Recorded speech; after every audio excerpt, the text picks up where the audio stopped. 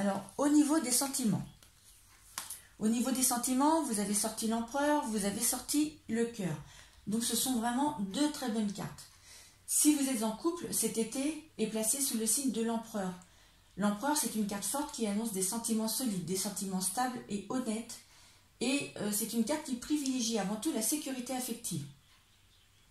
Si toutefois, certains d'entre vous éprouvent des difficultés à montrer vos sentiments, craignant peut-être que cela puisse vous mettre en difficulté ou vous faire perdre votre autorité, sachez qu'on vous recommande de lâcher prise et de vous faire confiance ou de faire confiance à l'autre. L'ouverture de votre cœur vous permettra de vivre des moments très agréables avec la personne qui occupe vos pensées. La vie amoureuse, relationnelle ou amicale, avec ces deux cartes, apportera beaucoup de joie, d'amour, d'affection, de tendresse et de fidélité. Les échanges seront harmonieux et sincères et les relations existantes s'épanouiront. Pour les personnes qui sont célibataires ou qui se sentent seules, ces personnes auront de grandes chances de voir leur solitude s'éloigner grâce à de nouvelles rencontres agréables. Quelle que soit la situation, quelle que soit la situation de votre vie sentimentale, de toute façon, il y aura un éclaircissement qui aidera à retrouver ou à renforcer la confiance dans votre vie amoureuse. Donc, cet été, juillet-août 2023, pour vous, personnes nées sous l'influence du signe du cancer, sera une très belle période. Au niveau des activités, donc travail, profession, études, hobby, vous avez la papesse et vous avez la lune. Alors, la papesse, elle met en évidence la nécessité de réflexion approfondie, je dirais, et d'analyse dans le domaine professionnel. Donc, cet été, vous devrez construire des fondations solides, établir des structures stables, faire preuve de persévérance et avoir une vision à plus long terme. On vous demande de faire preuve de patience, car les progrès seront peut-être plus lents que ce que vous espérez, parce que la papesse est une carte de lenteur. Hein. Les choses ne se font pas rapidement avec la papesse. Donc c'est une carte aussi de réflexion. Donc on vous demande de réfléchir avant de passer à l'action. Avec la lune, on me dit que ceux qui travaillent avec le public ou une clientèle connaîtront, eux en revanche, de nombreuses satisfactions. De même que ceux qui ont des activités qui font appel à l'imagination ou à la créativité ou à l'intuition. Ce seront des personnes qui seront particulièrement favorisées.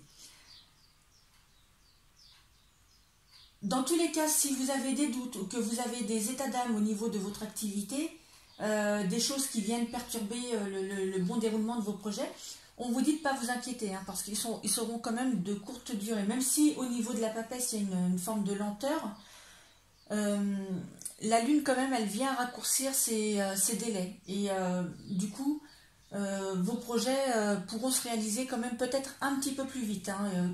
Là, tout à l'heure, je vous disais qu'il y aurait de la lenteur au niveau des choses que vous avez envie ou des choses que vous attendez ou que vous espérez. Mais malgré tout, heureusement, il y a la lune qui vient raccourcir les délais d'attente. Donc, c'est quand même plutôt bon signe. Au niveau du matériel, donc tout ce qui est argent, acquis, vos projets, vous avez le mat et vous avez l'enfant. Alors, ce sont deux cartes quand même qui nous parlent d'immaturité. Hein. Donc, d'immaturité, de coups de tête, de pulsion aussi. Donc, la carte du mat, lorsqu'elle apparaît dans une question ou un sujet en rapport avec l'argent, cette carte, elle met en évidence des dépenses imprévues, des dépenses qui sont souvent effectuées sur un coup de tête. Donc, elle vous met en garde contre le risque d'une situation financière précaire, souvent causée par une mauvaise gestion des finances. Alors, il y a peut-être aussi l'effet vacances. Hein, juillet-août, ce sont 2 mois où on a la joie de pouvoir sortir, de s'amuser, de retrouver une certaine liberté. Mais dans tous les cas, avec la carte de l'enfant qui est associée au mat, vous serez quand même peut-être enclin cet été à gérer vos finances avec une certaine insouciance. Hein. Donc,